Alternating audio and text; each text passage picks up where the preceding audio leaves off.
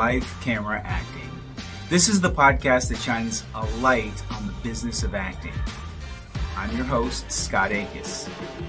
My friends and I will chat about the good and the bad of working as an actor, as well as how to deal with the challenges of life while working in a career that, well, it just refuses to follow any standard business practices from other industries. Life for us can be quirky, equal parts rejection and triumph, but it really is what we make it. And perhaps by hearing some of the stories of my friends and myself, it might give you a chance to figure out other options that you can use in the challenges of your life and other ways to create those triumphs that you're looking for. Hey everybody, it's Scott Akis, and I'm here to close out season 1 of Life Camera Acting. And you know how we do. We like to do this informally. We like to have our conversations informally over a drink. I would say over a meal, but I am too lazy to cook for anybody, including myself right now.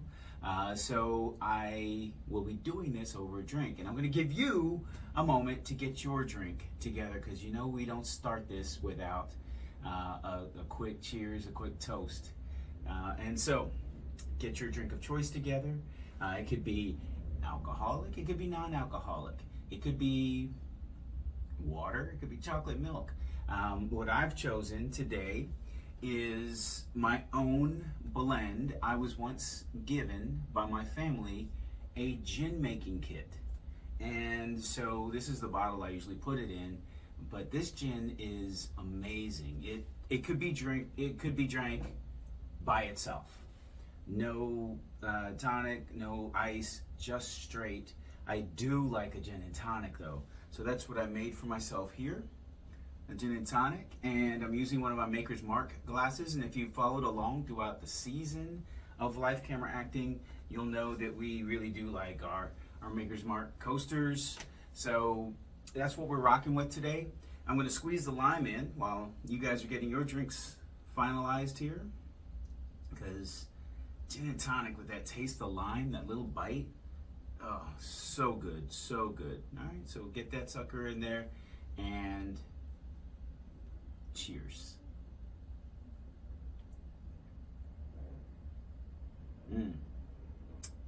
So good. Wow. Yeah, I really do like that. If you are close by and you want to sample this gin, all you got to do is holler, shout. And if somehow we've got somebody that is watching this for the first time, welcome. And I invite you right now on whatever platform you're watching on. It could be Podbean, could be YouTube. I invite you to click that like button if you like what we're talking about. Follow so that you get notifications when a new one comes out. And on YouTube, you're going to subscribe. With all that being said, let's talk about season 1. I had such a blast this time, guys. This was a pretty amazing ride. My first time doing a podcast. And, you know, I've been talking about it for a while, and I just decided to throw it out there, get it going.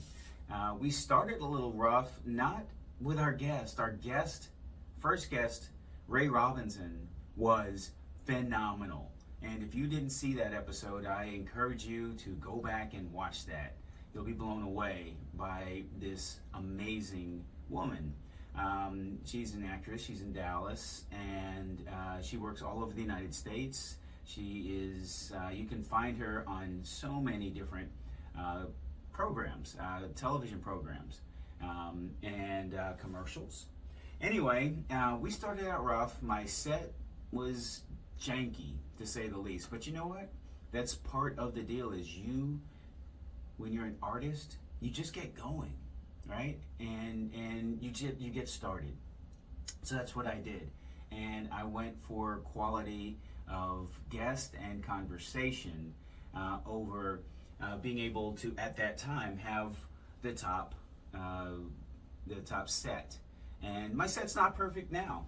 It will improve with season 2. But like I say, you just get out there and you get going.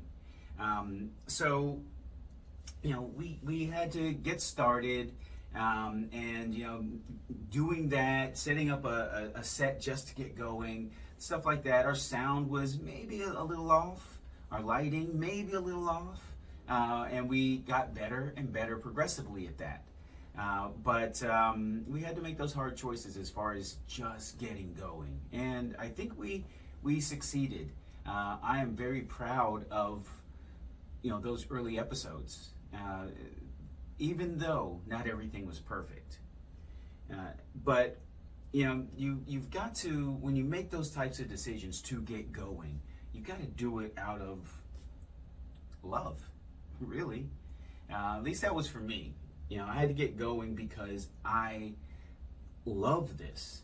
Some of you know I used to be a radio DJ, and that gig is something that's still in my blood, and part of the reason why I love doing this. I love having the camera on while I'm talking to somebody else, having those conversations that might help somebody that's listening or watching, and give them a sense of, oh, they've been where I am. It seems hopeless to me, but look at them now. How'd they do that? And then, that sort of thing becomes revealed through that conversation. That's really what we do here. And, I really do love that. I do this out of a sense of love. So it really isn't about, impressing anybody. It's about doing this because I love to do it. And I know that just by having this program, I can help somebody. I might not know who, and I might not know how. I might not even know why they need help. But, somebody listens to some of this and they're like, you know what? I'm inspired. I am confident now. I at least know maybe what my next step is. I don't feel like I'm as lost as I was. And yeah, that's why I do it. But for me, when we're making those decisions to just step in and go, it really is about understanding, where you are and where you're trying to go. And for me, I looked at this as, what? No matter, how polished my set is and how stacked my guest list is and how prepared I am, this thing is going to start off in an infancy state, and I'm going to learn along the way.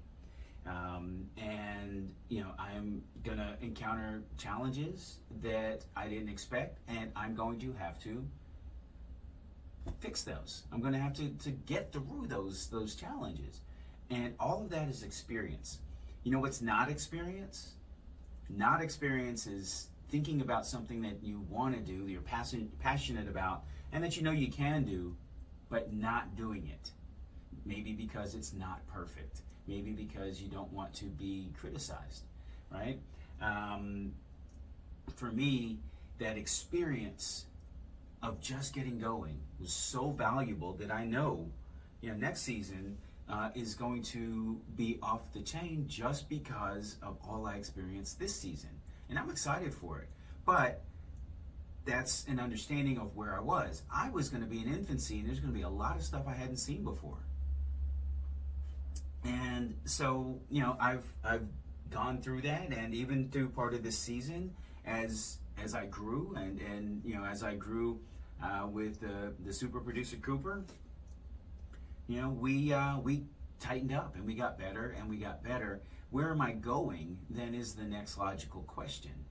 And I think the next step is not to where I show up to do this and I'm learning on the fly. Things are coming into my sight that I haven't seen before, and I'm correcting it, or maybe I've seen it once or twice and now I can correct it a little better. It's about knowing what to expect and preparing for that on the front end so that I don't have to learn so much. I am now practicing what I learned to be better, right? And that's a big part of just getting out there and getting it going. And a lot of our guests talked about that. I know Kimberly Sanchez and LeByron Thomas both talked about just getting out there and doing the thing, right? Whatever it is that you're passionate about. On here we talk a lot about acting, but like for example, Byron is a producer, and he's more into the media side of things. But it's the same for him. He had to just get out there regardless of what people might say. Same with Kimberly, as she had to decide, do I commit a lot of money and time to do a modeling school program? And she did modeling, but while she was at the modeling school, they offered acting where I was teaching, and lo and behold, it stuck for her. And the acting is where she leans in heavily now, but she wouldn't know that if she just kind of sat back and waited and said, do I do this or do I not? And not actually jump at it, as messy as it might be, right? And I think those are lessons for all of us. But like I said, part of why I do this is to help others to see these kinds of things. And I try to do it through the stories of my guests, right? I try to, share those kind of lessons based on how they, handled situations and talking about, how they handle it versus maybe how the world sees things and the rest of the world might handle it. And those are some good conversations to have, guys, for sure. And so I hope that you've enjoyed that aspect of live camera acting. The main thing here is that we provide some programming that actually is able to help you, right? Some of that has to do with, how do you navigate being in a field like this, right? Friends don't always understand what this field entails, especially since I know for me, my hours are so unpredictable and they're just very irregular, right? And so with my hours being like that, I could get to the end of the day, have plans, get an audition, and I could be like, you know what, I'll do that audition tomorrow. I'm gonna go out with my friends. Or what usually winds up happening is I say, you know what, I know that, prepping for this audition is important, and getting it turned back in as quickly as possible also aids me in maybe getting the role, which, auditioning to get a role, that's my job. And so a lot of times, my hours will dictate what I'm able to do or not able to do. I've had to do auditions in some very odd places because I would get auditions and I wasn't going to have access to my studio for quite a while. And so what do you do with that? You do the best you can, and you get it out there, right? And so you take the covers off of lamps, you borrow somebody else's phone, you put the flashlight on full blast, you get as good a lighting as you can, and then you blow them away with your ability to act. And being able to share these types of things with you through the stories of my guests is really part of where my passion lies. I love doing that. Also doing this, doing this kind of thing, either being a guest on a podcast or having a podcast where I have many guests, I call this networking plus. I get out, I go to networking events. And when I go to networking events, sometimes I meet people that might be interested in me from an acting perspective and want to pursue further what it would be like to have me as part of a production that they have going on or they're getting going. But other times, I just meet people. There's no expectation of some sort of transactional thing where I give them something or they give me something. We just meet and we're both good people. And you know what I do? I like to expose to them that I've got a platform where they'll be heard and I would love to have them on the show. And that kind of networking is invaluable. They will think of me, when something is going on. And guess what? I get to delve into who they are, how they became that way, and where they're trying to go. And now they are indelibly imprinted in my mind too. And so this networking plus thing is it's such a deeper level than just meeting somebody. And so I love that about this podcast. And again, it's one of those things I kind of discovered along the way that just kind of happened, and I love that aspect of this. You get into this realm, and one of the things that people talked about along the lines of helping others is actually caring about others. I know David Bryan, one of the guests on the show, talked about this, and about getting on set and just clicking, becoming almost like family for that time that you're together on set. And for sure, I have experienced this, so I knew what he was talking about. You get really close on set if the chemistry is right. That's everybody, not just the actors. But when that chemistry is right, it's magical. And you can create a quick synergy and produce something at such a high level, but it starts with you caring about others first, right? Or me, in my case. When I show up on set and I know everything about me, so I'm more interested in learning about other people, my coworkers, and so I'm curious and I ask questions, not nosy, not intrusive, just I have a higher desire to learn about them than I have to talk about myself, right? And so I am inquisitive, and it really is the anti-diva attitude, guys. It's that other side of the coin from that, where the divas are about me. What am I getting? Am I comfortable? Do I like this? Even to the work. Am I putting out my best work, regardless of whether you're creating an atmosphere where other people can. That whole diva mentality, and LeByron, brought this up during his time on the show. But adopting that anti-diva, just putting that on like some clothes and showing up on set, and you see that people respond to you different, and you create relationships that last beyond the work. And again, in this industry, that networking, who has seen you work, who has seen you work and would care to work with you again, and then maybe has the opportunity to suggest you to somebody, or even just flat out bring you in.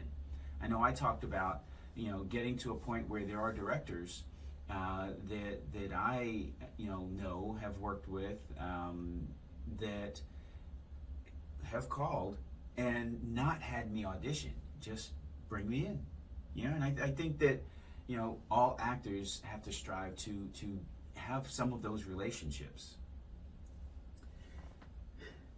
But to do that, guys, it's challenging, man. It really is.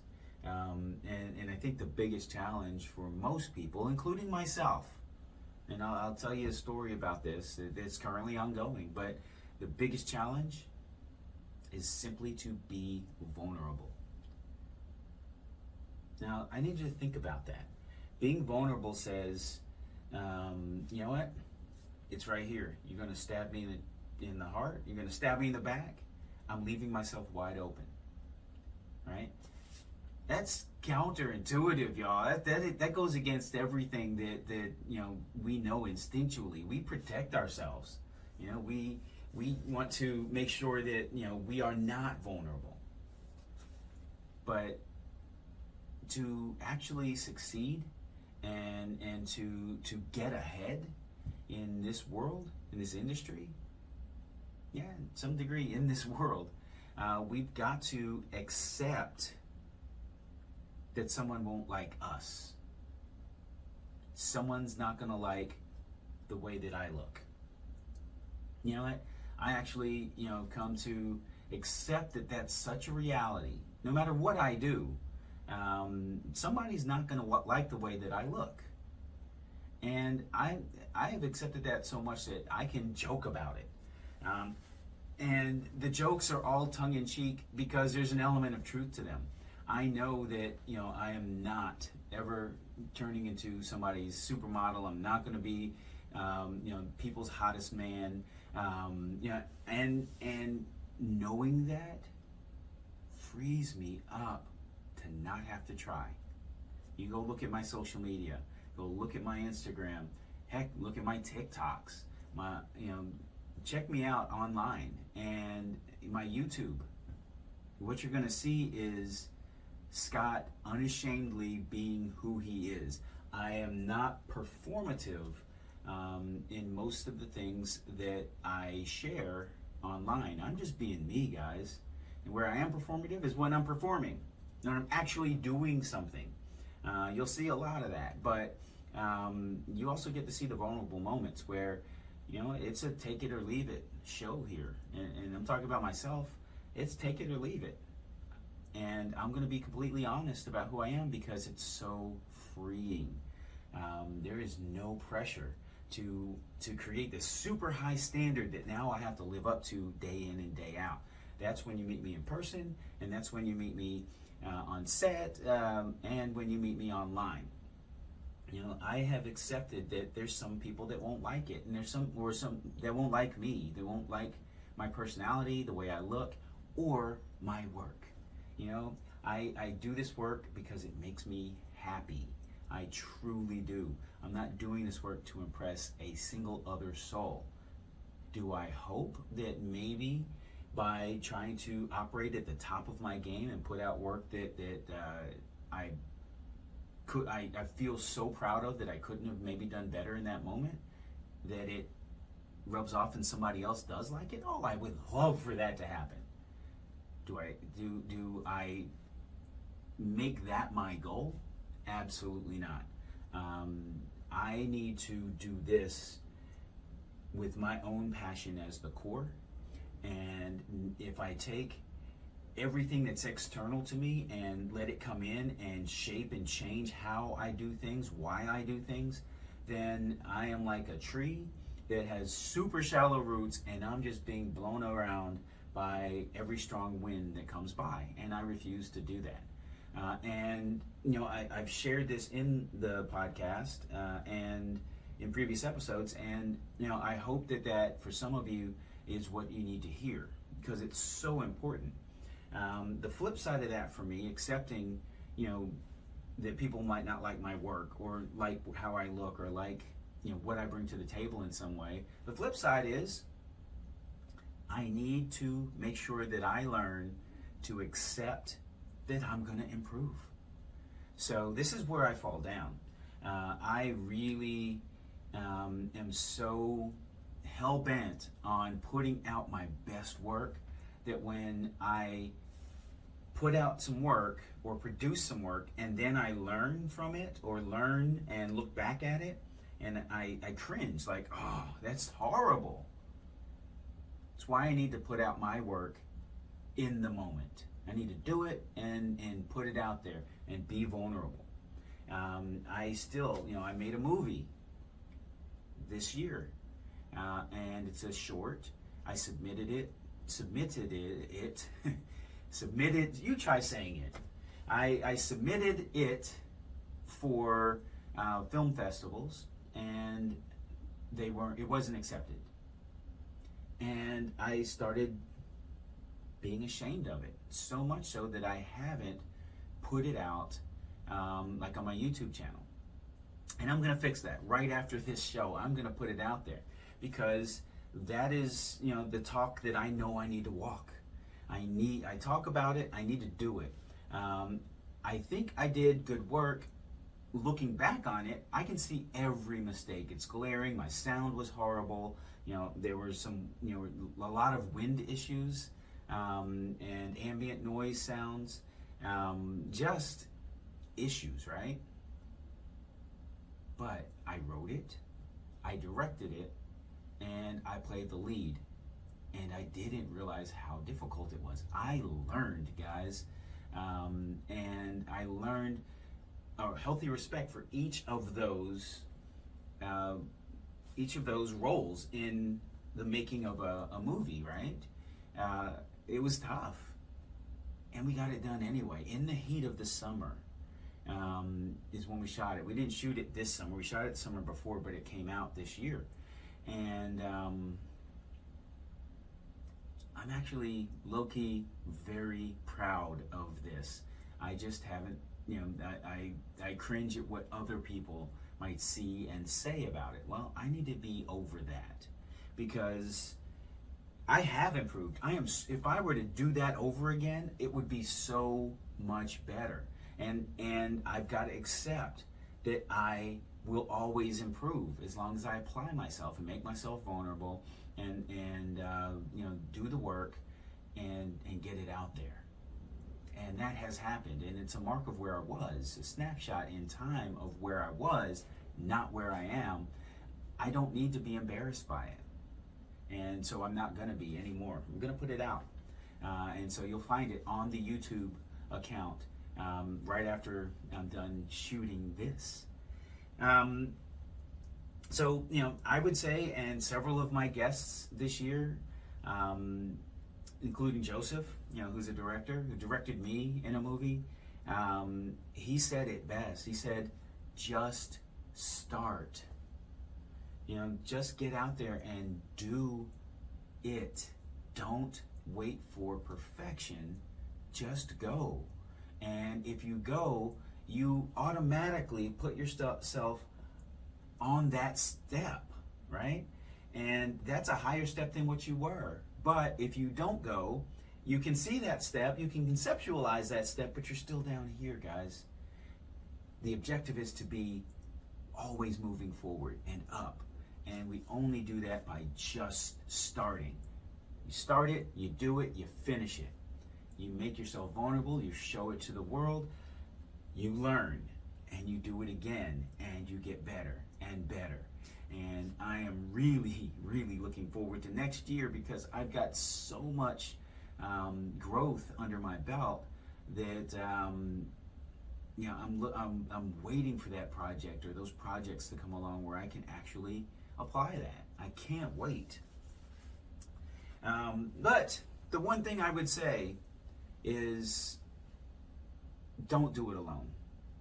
Don't do it alone. And what I mean by that is, on every episode of this show, we, at the end, I give my guests the opportunity to celebrate the people who support them, the people who help them get through life, who help them get through their career, and who are there for them in their most vulnerable moments, right? You need to be vulnerable. That vulnerability doesn't need to show 100% to everybody at all times, but you've got to get 100% of that vulnerability exposed and out there, right? And sometimes, you need somebody that is that confidant, or those people that are close and understand your mission and your drive and what you're trying to do. Understand when you guys may have had some loose plans and now you have an audition, or you got called to set and you thought it was going to be the next day, but it's this day. Whatever it is, we need our support group, our people who support us. And I would say, without a doubt, I need support. I'm one of those guys that battles with the depression and with the anxiety, and I have good days and I have better days, and sometimes my good days are not the lowest of lows, but they're pretty low, and I have to deal with it. But it can still be a good day, and the reason for that is because of who I surround myself with. I couldn't do that, pull that off on my own. I've got such a supportive family, starting with my wife. My parents really care about what I do. My sister is the creative's creative, and she is so good at what she does, but we click on some of the aspects of my job that other people wouldn't necessarily fully get. She gets it without me having to translate and define, and it's easy to talk about some of that stuff with her. I've got a couple brothers that really care about what I do, and they're all of their extended families. And then I've got my friends group. I've got some really good friends, people that come and use this studio to shoot their auditions or call on me because they got a role in the show and they want to make sure I see it. It's kind of cool to have people like that. Or people that I've helped in some way, maybe taught or coached in this acting world, and they still want to make sure that they get my perspective on something, maybe how to read for an audition, or just they want me to be proud of them, and I need that too, and so you got to know who your friends are, because the flip side of that is, in this world, it can become very transactional, and people may only want to be around you and be a part of your world as long as they're getting something, and then you're easily discarded. And that happened to me a number of times over the last couple of years, and that's okay. That's okay. Because I've got my support group, right? I can let go of the people that show that it's only about the transactional, and it's a one for one. If I give them something, maybe they'll give me something. I can let go of those folks pretty easily because I've got people in my corner that aren't about that. They're relational, and that is so important to me and to all of us. Don't try to do any of this yourself. If you don't have anybody, make a phone call. If you work a full-time job and you have an EAP as part of your benefits, use that. Otherwise, call a hotline. But don't try to do it by yourself, because it's one of those whirlpools that you keep going around and around and around, and yeah, you're still up and you're still breathing, and people think you're okay because you're still up and you're still breathing, but you're progressively getting lower and lower until you're in the center of that thing, right? Don't do it by yourself, guys. Don't wind up in that whirlpool because it's strong. I get it better than most. So, I don't know, with all that being said, let's talk a little bit about next season. My intentions, what I want to see happen. I think next season, I'm going to, this season my guests were phenomenal. And I'm going to continue to have guests that are on point like that, and in the same vein of, this year was people that were mostly actors, or that were in the immediate periphery of actors, like directors and producers. Next year, I'd like to expand that. Again, if the goal of this podcast is to share stories so that other people find their inspiration, motivation, and maybe the confidence and the help that they need to move forward, then I think it's safe to expand the invitation list. And what I mean by that is I think I want to stay mostly in the creative realm, but I might branch out into some other realms as well. But if we stay mostly in the creative realm, where we're still talking to people that are coming at life from that direction, then I just want to find people who have true success stories at their calling, whatever it is that they do. They have found a measure of success, and that could be that anybody who knows them, who can look at their at how they apply themselves in what they do, anybody would say, yeah, that's a successful person. They have found success. I want to get those people. And maybe even, maybe let's stack it so they have that, and they also feel like they're successful in life, right? Outside of even their work. Because I think that it's a vicious cycle, and it can work for you or it can work against you. So if it can work for you, is it still vicious? I don't know. But it can work for you or it can work against you, and it's a cycle that feeds itself, right? So in this system, if you will, that's just feeding itself, what I'm talking about is all the other aspects of a person's life. Their friends, their family, or just say relationships in general. And it doesn't have to be that every relationship's perfect, because we don't have total control. Every relationship is us and someone else. But if, generally speaking, people can look at that person and think, man, that's a pretty successful life that they've created for themselves. And whatever they choose to do for their living, they're successful at that too. I'd like to see that package as a guest on this show next season.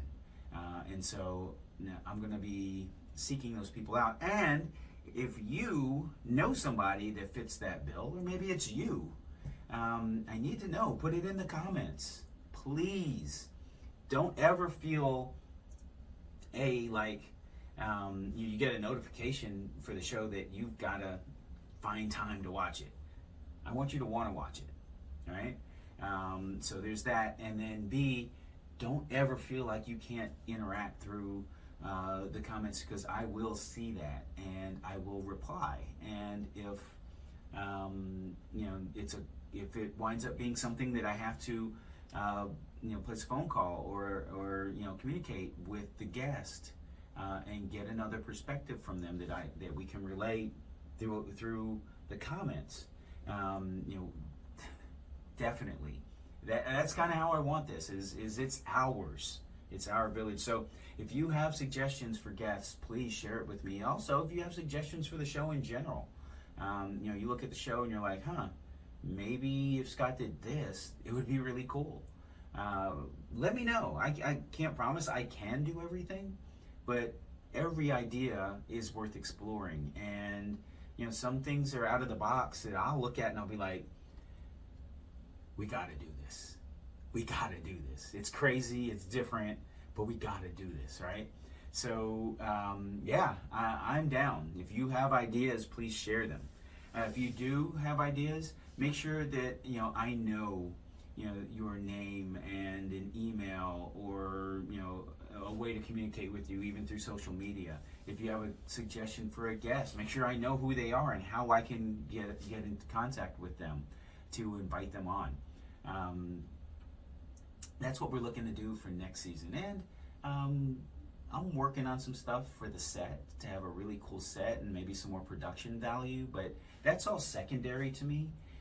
It's what comes out of the mouths of my guests that's truly important, and where you're going to get the most benefit and value.